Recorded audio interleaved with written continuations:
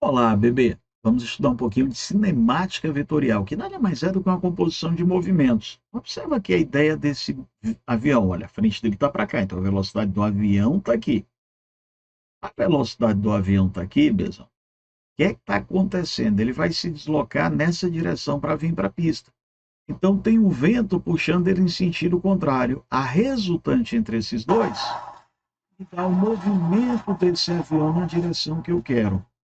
Então, a cinemática vetorial, ela nada mais é do que a ideia de uma composição de movimentos. A ideia é que a gente teria a velocidade do avião, o vento transversal, a velocidade do avião junto com o vento transversal te dá o avião na direção da pista. Vamos ver aqui um outro exemplo disso. Nós temos uma situação aqui em que esse rapaz ele resolveu atravessar um rio que está com uma correnteza. Ele quer chegar aqui desse lado da estrada, mas a correnteza aqui está perpendicular. Olha só o que é que vai acontecer, tio. Ele queria ir para a estrada, a correnteza veio para o outro, e a resultante disso fez com que ele não conseguisse completar essa travessia. Ele conseguiu parar na margem. Detalhe, no meio do rio, a correnteza é maior por conta da profundidade. A velocidade da água é proporcional à profundidade. Por isso que aí na margem ele consegue parar com mais facilidade. Mas ele não conseguiu completar a travessia. Ele vai precisar guinchar esse veículo dele. Ainda quando a gente está estudando essa parte de composição de movimentos, em algumas vezes pode ser usado os termos vetor posição ou vetor deslocamento. Eu preciso de um referencial. No meu sistema XY, meu referencial aqui vai ser a origem. Aí eu vou botar um ponto A aqui e um ponto B quaisquer. Vou dizer que eu vou me deslocar de A para B. Se o meu referencial for a origem, aí eu vou dizer para você que da origem até o ponto A, eu vou ter um vetor posição que eu vou chamar vetor posição SA.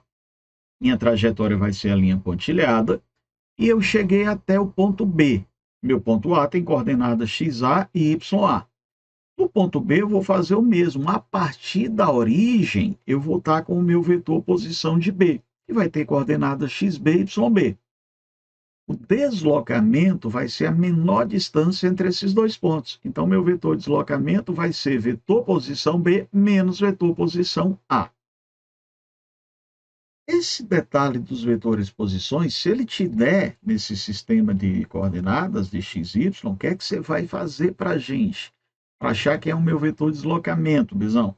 Você vai fazer o ΔX, você vai fazer o ΔY e joga Pitágoras para calcular o valor desse vetor deslocamento. Ainda com relação a deslocamento e agora a trajetória. Se eu sair de um ponto aqui que eu vou chamar de posição inicial, um ponto A qualquer, e chegar aqui no ponto B que eu vou chamar de ponto final e eu seguir através dessa estrada. Minha distância percorrida vai ser a trajetória que eu fiz na estrada. A menor distância entre os dois pontos vai ser o meu vetor deslocamento. E aqui você vai ficar atento e atenta, Bizão.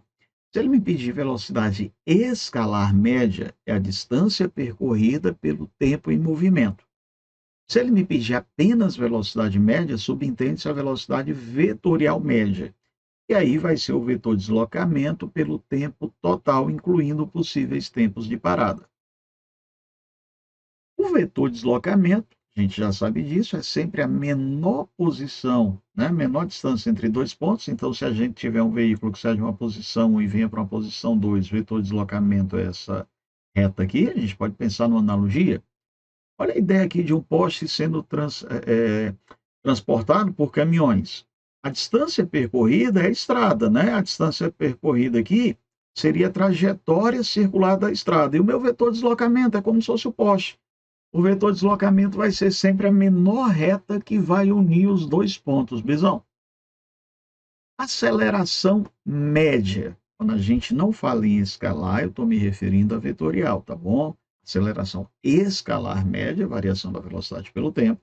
Quando eu falo de aceleração média, subentende-se a vetorial. Imagina que eu tenho um veículo aqui na posição 1, com uma velocidade 1, e está descrevendo a trajetória curvilínea e veio aqui para a posição 2 com velocidade 2. Quem é meu vetor variação de velocidade? É velocidade final menos inicial. Tá? Eu vou ter o V2 Mas o que é que representa menos V1, Bezão? Menos V1 é o vetor oposto, é o meu vetor aqui para baixo. Então, esse é o meu vetor ΔV. Minha aceleração média é o módulo do meu vetor variação de velocidade pelo intervalo de tempo. Toda vida que eu tiver movimentos curvilíneos, eu tenho que ter uma força centrípeta que vai ser responsável por mudar a direção do movimento. Se o movimento ele for uniforme, ele só vai ter a aceleração centrípeta, ele não vai ter a tangencial que muda a velocidade. Se o movimento for variado, ele vai ter as duas acelerações, a centrípeta e a tangencial.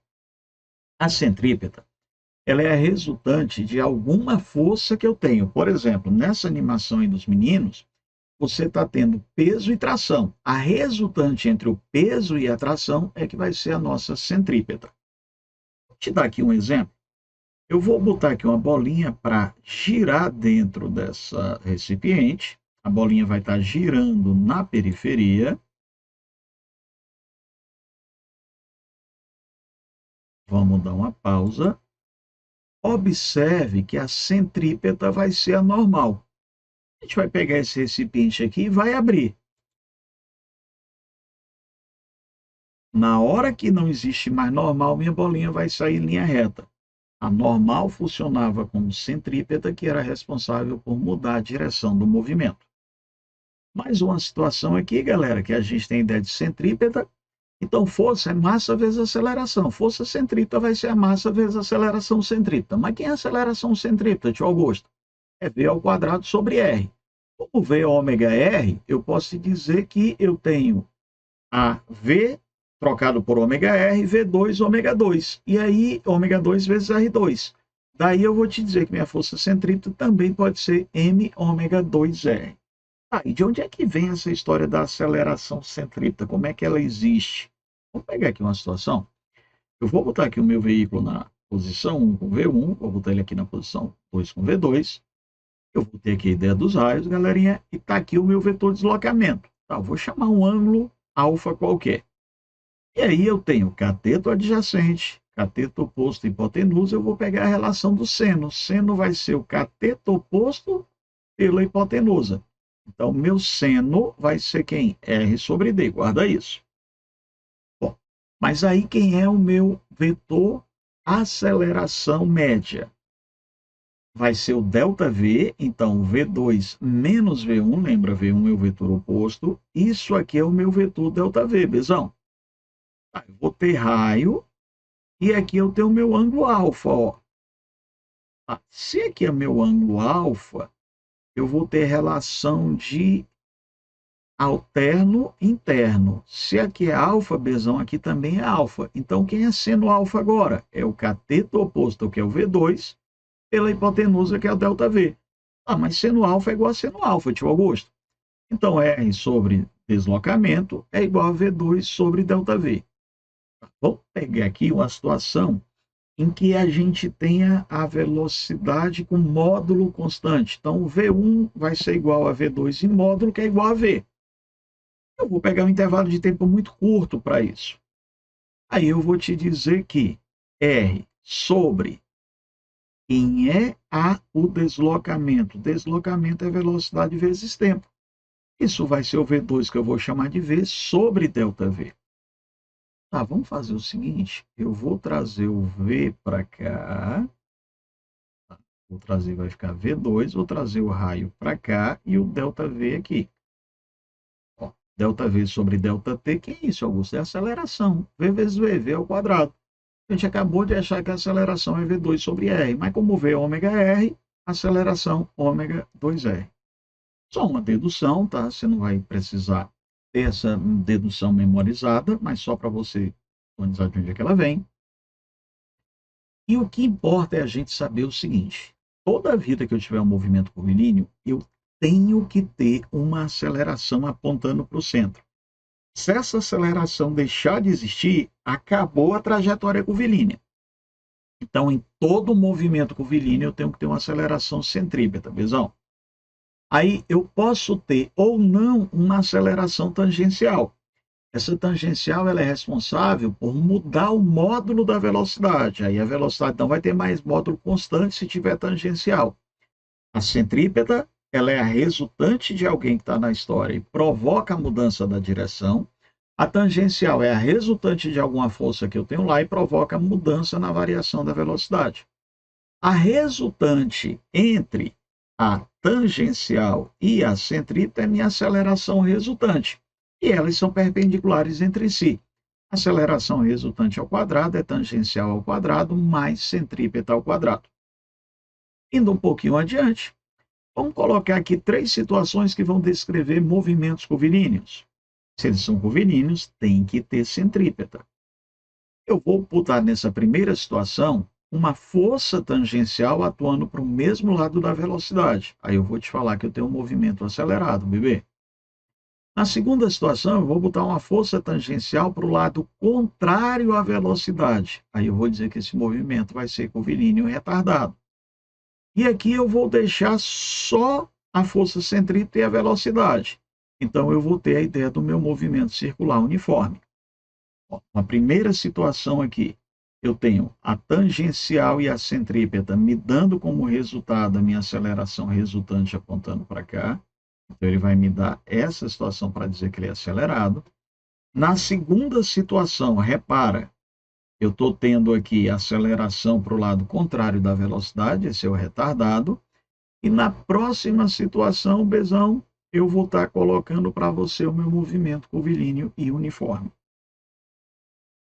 Toda vida que eu tiver a ideia de um movimento composto, imagina que a ideia de um veículozinho andando e a pessoa puxando a mesa. Então eu vou ter 2 velocidades aqui, a velocidade relativa de movimento e a velocidade de arraste. O teorema de Galileu me estabelece que esses 2 movimentos eles podem ser tratados como independentes, só que eles ocorrem simultaneamente. Então eles ocorrem no mesmo intervalo de tempo. O tempo é o mesmo.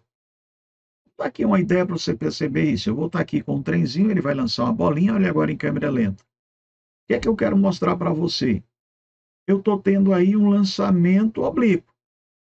O movimento vertical, ele independe do movimento horizontal do trem, mas os dois ocorreram simultaneamente, por isso que a bolinha voltou para a posição do trem. Então, sempre que eu tiver a composição de movimento, o tempo é comum para eles.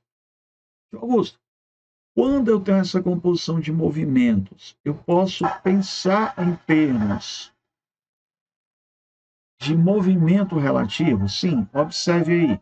O surfista ele está em deslocamento em relação à água, mas ele está em movimento, ele está em repouso em relação a quem está na areia. Uma outra situação, composição de movimentos, olha só o que é que dá não estudar física. Esse rapaz aqui resolveu surfar na piscina sendo arrastado pela moto. Vamos ver o que é que vai dar isso?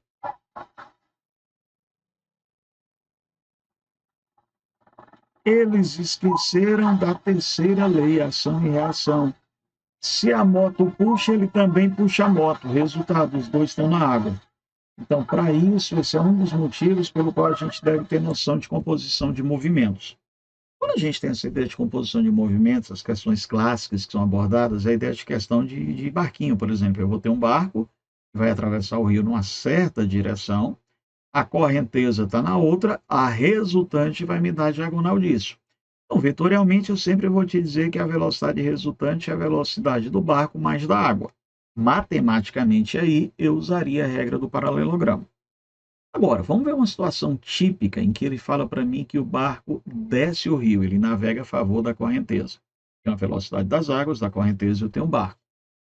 A princípio, nós já sabemos que a velocidade da água é proporcional à profundidade. V igual a raiz de GH. Quanto mais profundo, maior a velocidade. Então, quando o barco desce um rio, é conveniente que ele desça pelo meio do rio, é para ele aproveitar a velocidade das águas e ter uma resultante maior. Aí, ele vai conseguir completar essa trajetória em menor tempo.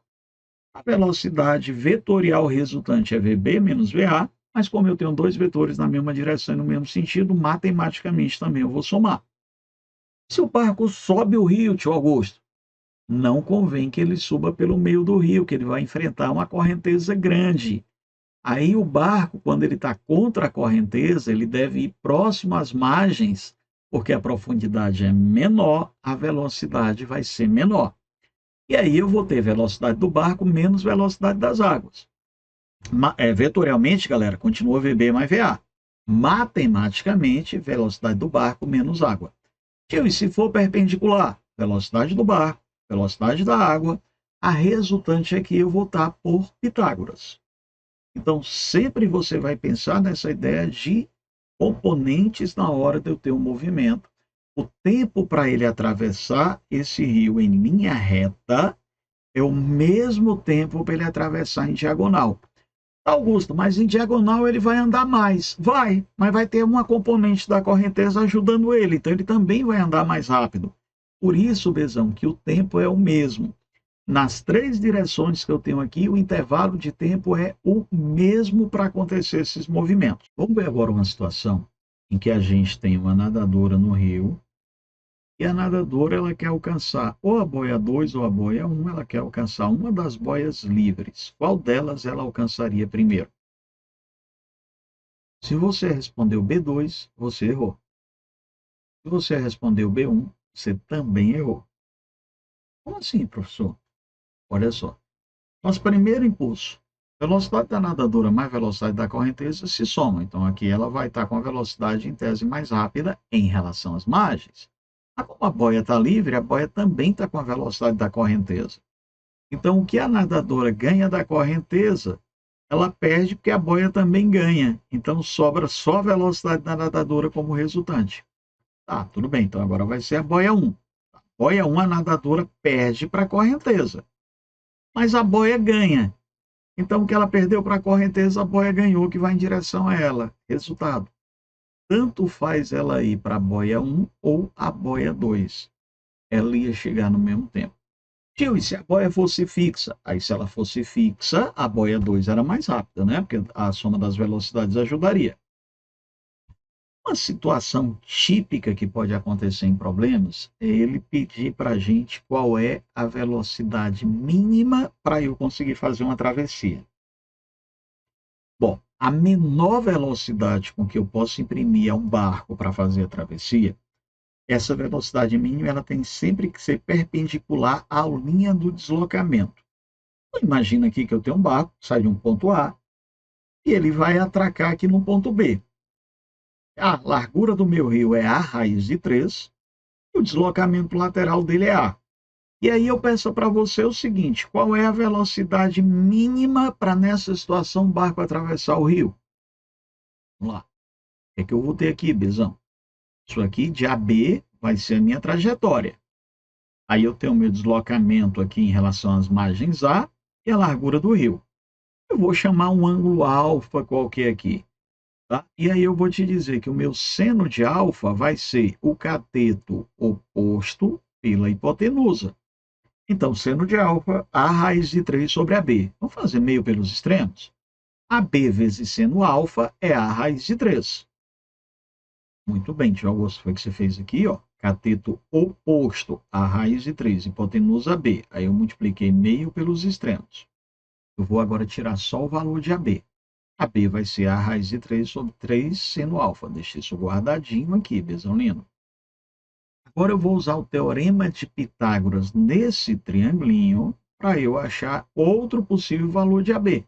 Então, AB, né, quadrado da hipotenusa, vai ser a soma do quadrado dos catetos. Quando a gente faz isso, eu vou achar que o AB também é 2A sobre raiz de 3. Percebe? Eu achei dois valores para o AB. Ah, vamos igualar? AB igual a AB? Então, eu vou dizer para você que 2A sobre raiz de 3 é A raiz de 3 sobre 3 seno alfa. Poxa, A com A eu posso simplificar. Raiz de 3 vezes raiz de 3 dá 3, né, Bezão? Aí o seno de alfa é o meio. Qual é o seno cujo ângulo é o meio? 30 graus. Mas, professor, eu quero a velocidade mínima. Tá? Se eu tenho aqui o meu ângulo que eu escolhi, alfa, né, alternos internos, o meu alterno também é alfa. Eu tenho a velocidade resultante, que vai ser de A para B, Eu tenho a velocidade da correnteza e a velocidade é mínima. Quanto entre a resultante e a do barco, eu tenho 90 graus. Aí, Bezão, olha só. Quem é que vai ser o meu seno de alfa, que é o meio? Vai ser cateto oposto, velocidade do barco, pela hipotenusa, velocidade da correnteza. Mas isso é igual a um meio. Então eu tiro que a velocidade do barco é quem? Metade da velocidade da correnteza. A gente agora vai resolver exercícios. Um beijo, até nosso próximo encontro.